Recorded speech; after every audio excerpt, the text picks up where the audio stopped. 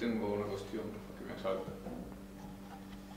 Dentro de este esquema de racismo, ¿no? Conectando, y ya que tú también hablas de jerarquías, más de jerarquías, ¿no? Como jerarquías dentro y hiladas una entre otras. Cuando hablábamos de cómo determinados sujetos son sospechosos dentro de, digamos, del estado de bienestar europeo o occidental, de parasitar ciertas ayudas, parasitar, ¿no? No tienen la educación y tienen ayudas de comedor, estás cobrando cosas que no te corresponden, ¿no? Siempre son sospechosos y siempre estamos viéndolo, ¿no? Entonces, dentro de esta jerarquía hay como otra, ¿no? Dentro del yo de derecha también sucede que estos mismos discursos se acaban aplicando también a veces a otros sujetos dentro del grupo que, siendo todavía humanos, o sea, siendo todavía dentro de la zona del ser, ¿no? Se les aplican el mismo discurso. Entonces mi pregunta sería, ¿puede ser un marcador que hablamos antes, como puede ser el color, como puede ser la religión, puede ser un marcador del racismo, la clase social entendida de un modo amplio, en el sentido de diferencias económicas? Es decir, puede ser la clase o puede ser la económica, la economía, ¿no? ¿Podría ser un marcador de racismo? Porque yo veo que existe también una institucionalidad ahí, ¿no? En el mismo sentido que si se lo aplica a los inmigrantes sin papeles o a los inmigrantes en general, se le puede aplicar a esta gente, hay una institución que lo está ejerciendo. Vamos a ver, ahí esta no es una línea fija porque pueden haber sujetos que han estado aquí y que pasen para allá. El mejor ejemplo son los judíos. Los judíos estuvieron por siglos en la zona del no ser. A partir de la Segunda Guerra Mundial, con la derrota de los nazis y con la creación del Estado de Israel, entonces se va a pasar a los judíos en muchas partes de Occidente como blancos honorarios o occidentales honorarios. Pasan a la zona del ser, con todos los privilegios que eso conlleva, ¿no? Hay también situaciones de gente que puede estar en la zona del ser y pueden pasar a la zona del no ser y ser racializado, inferiorizado. Te doy un ejemplo, hay mucho blanco criollo latinoamericano que migra a los Estados Unidos y llegan allí, o españoles, llegan a Estados Unidos y dicen, tú eres un hispano, tú eres un latino, tú no eres blanco para el blanco americano, por más blanco y rubio de ojos azules que tú seas. Y pasan a la zona del no ser. No son vistos como iguales. Yo tengo amigos, amistades españolas que van a Estados Unidos y se sorprenden y quedan chocados así porque se pensaban como blancos europeos. A mí me pasó cuando fui a San Francisco. ¿A ti te pasó? Pero ¿En dónde? Lo sabía, en San Francisco. Se queda por la calle, ¿no? Y un negro, cuando yo estaba hablando en castellano con otro compañero, me dijo en plan, aquí un latino, así directamente, ¿no? Plan, como comentándolo con su níger colega. Y claro, ya ahí lo vi, yo un poco ya sabía toda esta jerarquía también que hay, ¿no? En Estados Unidos, pero, o sea, fue un pequeño detalle, ¿no? Sin más, pero que se ve claramente. Como tú, como europeo, puedes ir viendo este negro que está aquí en la calle todo el día fumando lo que sea y tú lo ves como, ¿no? Pero sin embargo, para él eres tú el que está por debajo de él, ¿no? Incluso, porque ahí, lo que dije, hay unos que son subhumanos y otros no humanos. En California, el negro es subhumano y el latino es no humano. Que no es lo mismo que en Nueva York o que en el sur de Estados Unidos, donde el latino es subhumano y el negro es no humano. O sea, tienes que ver toda la historia colonial de cada región para entender esto. Yo siempre digo a mis estudiantes, ¿cómo entender que una misma persona pueda ser negro en Nueva York, indio en República Dominicana y blanco en Haití? La misma persona. Para eso tú tienes que entender la historia colonial y cómo se construyen estas categorías raciales en cada espacio y la historia colonial de cada sitio. Y Estados Unidos es un ejemplo de cómo tú tienes diferentes formaciones coloniales raciales, que no es la misma la historia del sureste de Estados Unidos que la del suroeste. El suroeste era el norte de México, que fue colonizado por los blancos americanos. El centro norte es indígena.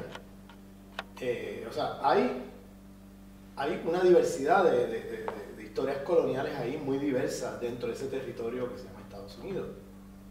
Entonces tienes que también ver cómo en cada lugar se construyen estas categorías. Tú tuviste esa experiencia, pero para los blancos americanos, que son los que están arriba, pues tú eres un latino en los Estados Unidos y en California sobre todo, estás en la parte de abajo. Y yo conozco españoles que llegan allí y se quedan, pero que no lo pueden creer que ellos hayan perdido su privilegio de blanco y de europeo. Y por más que pelean contra el blanco americano los mira como que tú te crees, tú no eres blanco. Y claro, hay muchos, lo mismo le pasa a muchos blancos criollos latinoamericanos, que llegan allí y no son vistos como blancos, pierden privilegio de blanco y se regresan a sus países, porque allá sí viven privilegio de blanco.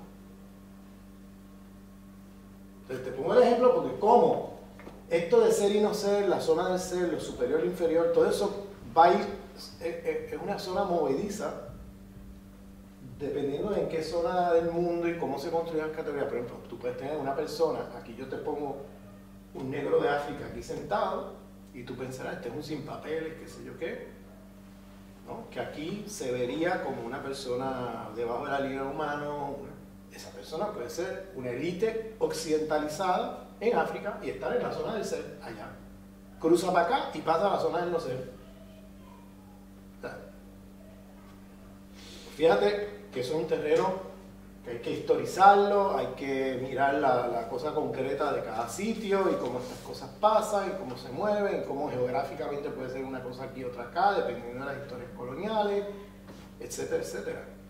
O sea que esto hay que verlo como una cuestión bastante compleja y movediza. Ahora, el conflicto, este mío del tema económico y de clase, el problema ahí es que porque tú seas un oprimido en términos de clase, no quiere decir, ¿entiendes?, que tú estás ya en la zona de no ser. Eso es lo que he tratado de decir en todo momento con el tema de la interseccionalidad diferenciada en cada zona. En la zona del ser hay conflicto de clase y opresión de clase, pero no eres visto como parte de la zona del no ser. Porque seas oprimido en términos de clase no quiere decir que tú estás siendo visto como por debajo de la línea del humano. Y te planteé incluso concretamente cuáles son las implicaciones de eso en términos de cómo se manejan los conflictos. No es lo mismo tú salir a la calle y protestar y que te maten, a tú salir a la calle y protestar y bueno, que nadie te mata, o sea, a no ser que sea una cosa excepcional.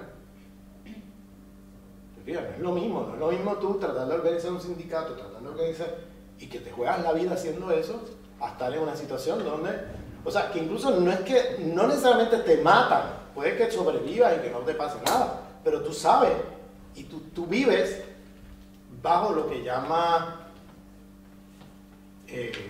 lo que estoy diciendo es cómo el tema de la opresión de clase, igual que la opresión de género, son temas que tienes que, antes que nada, yo siempre pregunto, bueno, opresión de clase, sí, pero ¿en qué zona de la jerarquía en lo racial del mundo me estás hablando?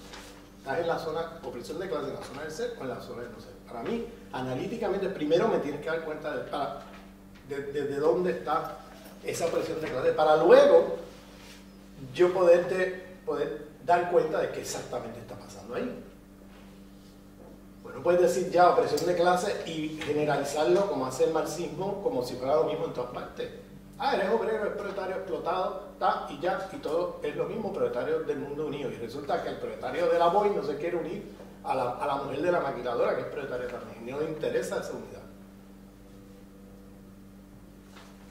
Y resulta que el proletario de la BOI no le interesa la unidad con los proletarios sin papeles.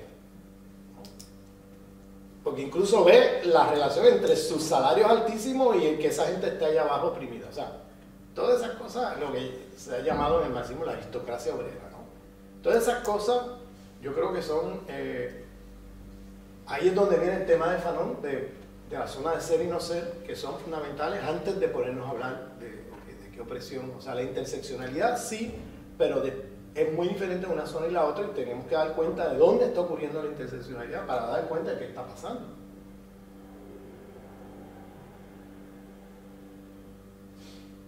Y lo mismo que pasa con el marxismo, con el proletariado, pasa con el feminismo occidental, con la mujer, que utiliza la categoría de mujer y piensa, todos somos mujeres, todos somos oprimidos y todo es lo mismo, y borra de un plumazo y lo hace un universal abstracto, y borra de un plumazo todo lo que está en juego y toda la diferencia en la experiencia vivida y todas las opresiones diferenciadas que ocurren en esta zona en relación a la otra.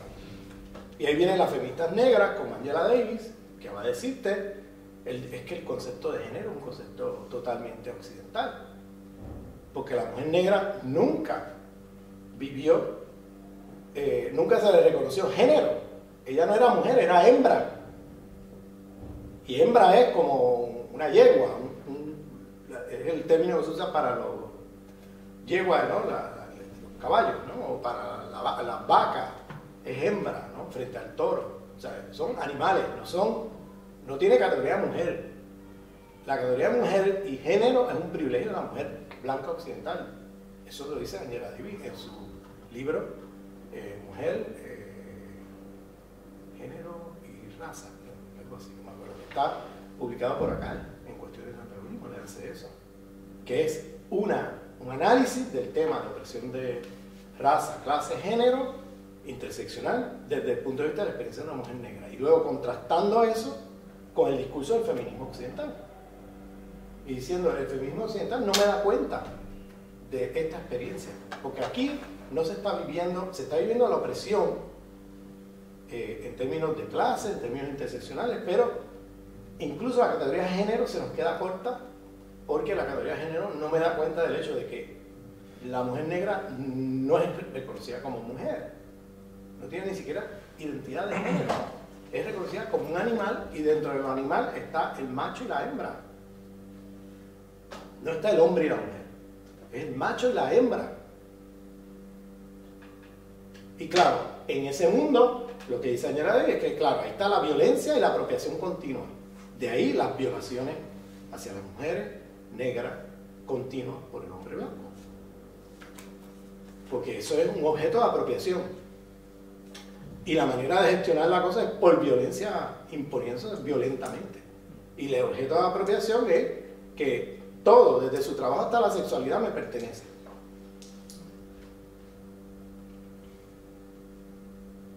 Y claro, ahí te das cuenta la diferencia entre producir pensamiento crítico pensando en la experiencia histórico-social de opresión que vive el otro en la zona del ser, en oposición a producir pensamiento crítico pensando en la experiencia histórico-social de opresión que vive el otro en la zona del no ser.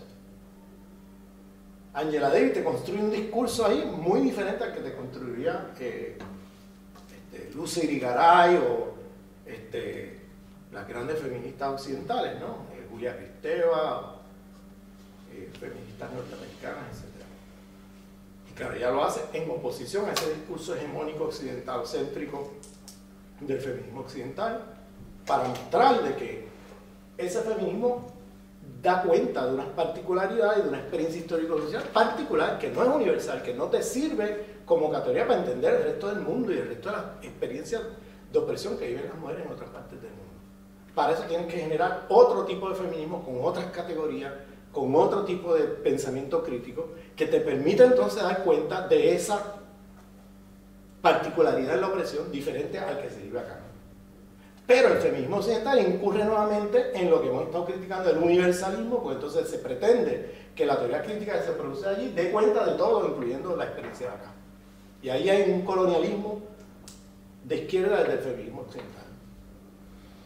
Y lo mismo lo ves en el marxismo, el postestructuralismo, en el psicoanálisis, o sea, lo ves en muchas corrientes de pensamiento crítico que están pensadas desde la opresión del otro en la zona del ser, pero le es totalmente invisible lo que significa la opresión del otro en la zona del no ser, porque no han pensado lo que eso significa, no lo han vivido, por tanto no pertenece a su marco categorial. Las categorías que se requieren para pensar esto. De manera que opresión de clase no es suficiente para contestar tu pregunta, para dar cuenta de si es racial o no. Puedes tener opresión de clase viviendo privilegio racial, sin vivir opresión racial, y opresión de clase viviendo opresión racial. Y lo mismo, opresión sexual, opresión de género, opresión de... ¿entiendes? Todas estas diferentes opresiones se van a articular de manera muy diferente. En sí misma ya no implica una opresión sexual, por ejemplo, que es racial. Depende de cómo se está articulando eso, en qué zona del mundo. Bueno, yo quería hacer dos preguntas, o una pregunta y un comentario. La primera, y yo creo que igual no lo entendí bien, porque cuando hablabas de Estados Unidos, de la cuestión del racismo y del Ku Klux Klan, dices que cuando este racismo no se institucionaliza, no se podía hablar abiertamente de él. O eso fue lo que yo te entendí. No, lo que estoy diciendo es que cuando se habla, eso fue al principio de la conferencia, que cuando se habla de racismo y se reduce el racismo a una cosa de individuos con comportamientos y con prejuicios y comportamientos estereotipados o comportamientos hostiles hacia un grupo, y reduce el racismo a eso. Bueno, hablar de una reducción. Entonces todo esto que te estoy hablando, esta complicidad se borra y se hace del racismo una cosa ahí totalmente simplificada. Pierdes de vista todas las dimensiones que están en el racismo y pierdes de vista la institucionalidad que está envuelta produciéndolo, que no importa si el individuo es o no es, la institucionalidad ya está montada así. Entonces, estoy hablando de que cuando define el racismo de una manera así reduccionista, individual, de prejuicio y estereotipos, usualmente lo que se hace es que se dice, bueno, racistas son los nazis o el Ku Klux Klan, y lo atribuyen a un grupo así marginal y extremista de la sociedad blanca. A partir de ahí se construye un discurso que no, que el resto de la sociedad está bien, que no hay racismo, que no... Y ahí termina la discusión del racismo, ¿te fijas? Pero lo que yo estoy tratando de decir aquí es que el racismo, en el momento en que el racismo no es meramente el grupo que dicen o que prejuicio, es una institucionalidad que produce esta jerarquía de superior y inferior sobre la vida del humano, que lo ves en la universidad occidentalizada, que lo ves en la izquierda occidentalizada, en los partidos políticos, que lo ves en la manera como el Estado gestiona la relación con los migrantes, o cómo el Estado gestiona la relación con ciudadanos que están en, no sé, los gitanos, o cómo el Estado... O sea, lo empieza a ver y es que tiene unas dimensiones enormes, porque es una institucionalidad que afecta todos los ámbitos de la existencia social. Pero en el momento que tú reduces el racismo, es una cosa de prejuicio y una cosa de estereotipo, y son individuos que se comportan mal, entonces trivializas el tema. Y no solamente lo trivializas, lo subestimas totalmente. Porque lo haces aparecer como una cosa ahí que no tiene mucho que ver con nada.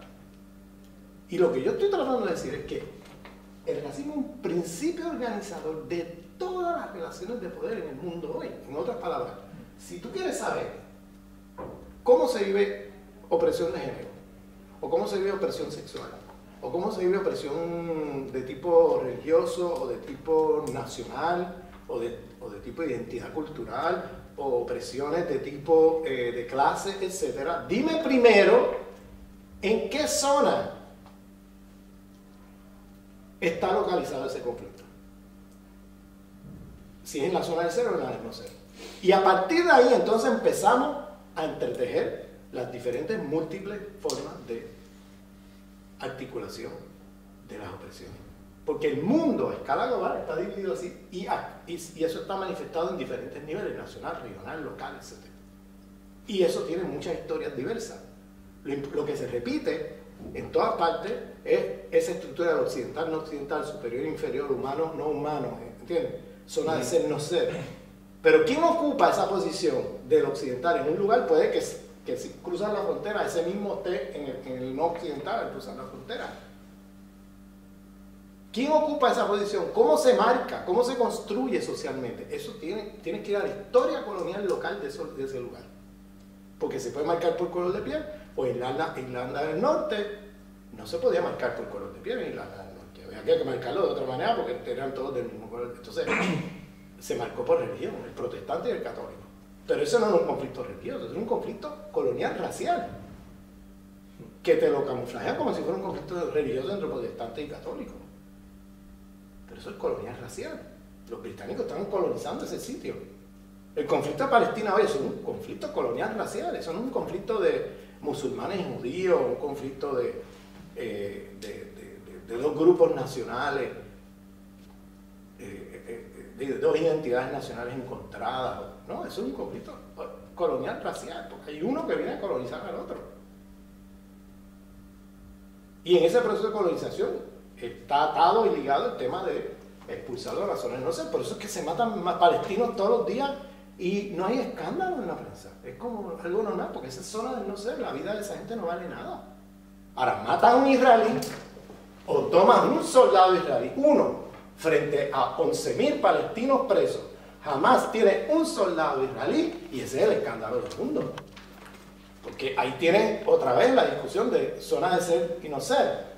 Cómo la forma de existencia del soldado israelí tiene más valor que los 11.000 palestinos metidos en cárceles y torturados en cárceles israelíes. ¿Ah? Eso es zona de ser y no ser. Lo mismo en Irak. Llevan cuenta de cuántos soldados americanos mueren, que pueden ser negros, latinos, que si estuviéramos en Estados Unidos, eso sería zona de no ser. Un policía viene y te mata en la calle y sigue andando y no pasa nada, no va preso. Pero allá en Irak son parte de la zona del ser, porque son los soldados americanos que vienen a defender la supremacía occidental allí, ¿no? Entonces se cuentan el número de muertos de soldados, el número de muertos de iraquíes, se cuenta, se ha contado, no se cuenta, eso no vale nada.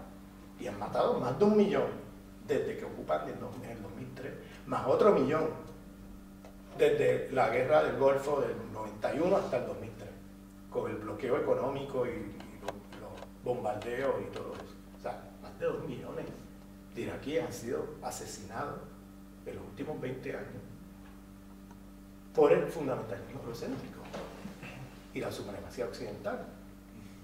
Y por eso, pero esas vidas no cuentan, no se cuentan, eso uno lo ve en un periódico. Nadie cuenta las vidas de civiles matados. Lo que se cuenta es el soldado americano que murió. Eso está en la prensa americana, todos los días te ponen la contabilización de cuánto, cada vez que muere uno te lo ponen ahí. Tienen como una tabla y te van poniendo cuántos van muriendo y quiénes son y el nombre y no sé qué. Los iraquíes, los afganos, ¿quiénes son? ¿Cómo se llaman? ¿Qué pasó? Esos son talibanes, pues esos son terroristas. Ahí otra vez estamos en la misma discusión, zona de ser y no ser. ¿Quiénes son los que su forma de existir tiene validez humana y quiénes no valen nada? Cuya humanidad no vale nada. Ahí lo tienen. Y bueno, y una segunda, bueno, antes cuando mencionabas a distintos teóricos de izquierda occidental y su... bueno, que al hablar de colonialidad a veces no rompía con determinados mecanismos de dominación, mencionaste a Edward Said y en concreto, bueno, comentabas a frase fue que él utilizaba los mecanismos analíticos occidentales, en concreto a las perspectivas de Foucault y de Gramsci. Non pode ser que lo hemos visto. Y el comentario que quería dar sobre esto es que realmente Said, en orientalismo nomeadamente, no niega esto. O sea, en la introducción de orientalismo, o en el prólogo, en los capítulos iniciales, él reflecte, se diría gallego en español, no sé cómo se dice, no, pero non me refleja. Reflexiona. Sí, eso, quiero decir, reflexiona sobre que el orientalismo es un libro para Occidente, no es para Oriente. Porque lo que quiere es desmontar el occidentalismo ante Occidente y no ante Oriente. Por eso decía que no cuadraba con tu comentario, porque decir, él no rompe con estos mecanismos porque realmente los usa como herramienta. Sí, yo no estoy diciendo que Edward Said sea deshonesto y que él esté ocultando desde dónde piensa o qué pensadores está utilizando. Yo no estoy diciendo tampoco que, o sea, que orientalismo es un libro fundamental. Yo en ese sentido defiendo el libro. Yo estoy diciendo que la tradición de estudios postcoloniales, yo lo he dicho públicamente y lo he puesto por escrito, hay que descolonizar los estudios postcoloniales. Porque los estudios postcoloniales todavía están anclados con todas sus contribuciones en una epistemología que sigue reproduciendo el racismo epistémico. El racismo sexismo epistémico, porque sigue siendo la fuente de autoridad y de pensamiento crítico. O sea, por ejemplo, Homi Bhabha, que viene de la India, pues para él la fuente de pensamiento crítico es Lacan. Spivak, que también viene de la India, el pensamiento crítico es Derrida y Marx. Said, Gramsci y Foucault. Pero lo que yo veo es que ahí hay un problema, porque si te quedas anclado en esos mismos pensadores como los únicos posibles de pensamiento crítico, entonces todavía hay un problema en los estudios postcoloniales, porque no se han descolonizado epistémicamente. Todavía siguen anclados en el pensamiento crítico que produce el otro en la zona del ser. No se han tomado en serio esto.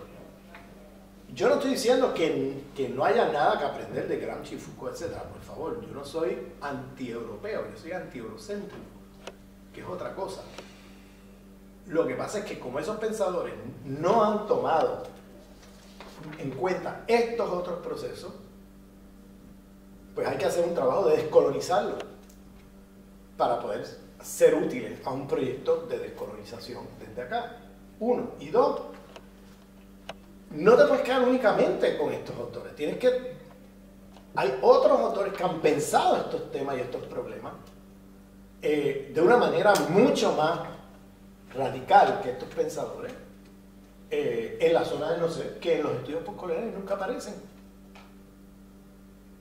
Yo veo un problema ahí de que por un lado ellos hacen unos trabajos excelentes de crítica a las narrativas eurocéntricas, de crítica al eurocentrismo, y por otro lado se anclan en unas referencias y fuentes de autoridades, producción de conocimiento, que son las mismas de siempre. Esa es la crítica. Pero esa crítica no se la ha hecho nada más, se la ha hecho otra gente.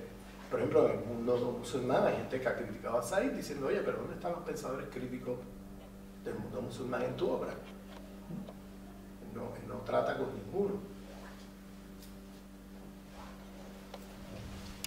Vamos ya caminando. Sí. A modo de comentar algunas cosas que planteas y me han parecido sumamente interesantes y que inmediatamente me trasladó a mi país, ¿no? A un país, digamos, que está en el lado de no ser, Perú. Entonces... Pero hay gente del ser. Sí, también hay gente del ser, claro. Allí, que son europeruanos o peruanos que viven los privilegios de la zona del ser. Entonces viene cuando comentabas esto, ¿no? De los conflictos que se viven en el lado de no ser y que a veces devienen en situaciones violentas. Pues efectivamente no es así. Uno sale a una marcha a protestar, a reclamar por tierras que se van a inundar, por una central hidroeléctrica que se va a hacer. Pues efectivamente la gente va preparada, incluso a veces hasta con palos, porque saben que viene la policía, va a cargar y va a disparar y va a meter bomba, bala, ¿no? Entonces yo acá he participado en unas manifestaciones acá en Galicia y en Madrid y el ambiente es totalmente diferente. Es un poco más tranquilo, la gente va un poco más segura, cosa que en Perú y en Sudamérica no, hay que ir con cuidado. Esa es la diferencia de la zona de ser y no ser. Tú, si haces una marcha en la zona del no ser, sabes que te juegas la vida, sabes que la vida corre peligro. No es que no te maten, pero hay un peligro de que te puedas morir ahí. En la zona del ser, únicamente ocurre eso como excepción, no como regla. Entonces la gente va más relajada en ese sentido. No quiere decir que no haya momentos de violencia, que los hay también, pero no es la regla. Entonces, la manera como se gestionan los conflictos en una zona a la otra es muy diferente. Y eso lo puedes ver claramente con tu propia experiencia, cuando lo estás relatando. Y ahora también quería narrarte otra experiencia que he tenido en mi país y que se relaciona mucho con lo que Adri dijo sobre lo identificaron como latino, ¿no? en Estados Unidos. Yo he radicado muchos años en Cusco, claro, entonces donde mucha gente tiene el mismo aspecto físico, digamos, ¿no? Igual que yo. Pero resulta que una vez estaba en un operativo policial, que yo venía en un bus y la policía detuvo a todo el bus. Subieron los policías, pidieron documentos a todos, menos a mí. No sé, yo creo que había una cuestión ahí quizás de diferenciación, de no sospecha por mí porque de repente, o qué sé yo, no hablaba el quechua, o de repente tenía el cabello amarrado, atado, ¿no? Pero increíblemente no me pidieron documentos. Absolutamente a todos, incluso al que manejaba el bus, le pidieron documentos. Entonces yo tuve que, bueno, se los mostré y se los enseñó el policía me mirado, habrá creído que, no sé, que era de otro país, qué sé yo, ¿no? Pero como que estoy pensando en esas circunstancias, en lo que estás explicando ahí, ¿no? Claro, porque otra vez te digo, lo que puede ser zona de... Tú puedes, un cuerpo puede ser clasificado en zona de no ser en un espacio geográfico y en otro estar en la zona del ser. O sea, los ejemplos que ya hemos puesto, o sea, eso puede moverse de un lado a otro. Y tú, quizás como mestizo peruano, tú tienes mucho, en la jerarquía no racial de Perú tienes más privilegios como un indio, que un indígena. Se te ve como alguien civilizado, como alguien... El indio siempre sospechoso, es el sujeto colonizado por excelencia, inferiorizado, etc. Entonces tú, en ese espacio, pues apareces frente a los ojos de esa policía que está acostumbrada a estar por ahí haciendo esto todos los días, por la forma como te viste, los zapatos que tienes. Ellos no tienen ni que oírte hablar, ellos te miran y ya saben, por eso no te piden los documentos. Pero ven cómo los otros se visten, los zapatos que ya hay unas maneras de clasificar la zona del ser y no ser que son propias de cada. Por eso te digo, hay que mirar esto en la concreta en cada sitio. Y tú, al mismo tiempo, cruzas la frontera de Estados Unidos y ya pasas a ser, si estás en Dakota, pasas a ser un indígena norteamericano. Y si estás en Texas, pasas a ser un mexicano. ¿Entiendes? O sea, pasas inmediatamente sin preguntarte de dónde tú eres, cómo te llamas, ni nada. O sea, depende en qué zona de los Estados Unidos estés, pasas a la zona de no ser clasificado inmediatamente, porque eso son clasificaciones sociales, no son individuales. Son imaginarios colectivos, por eso dije que el racismo nunca es una cosa de prejuicios, de estereotipos individuales, siempre opera en el plano más institucional, macro, siempre son estructuras de poder que están más allá de tú como individuo, que ya quedas clasificado de una manera o de otra. Adri, que va a San Francisco, queda como latino allí. Adri se va a México y queda como un blanco español, ¿entiendes?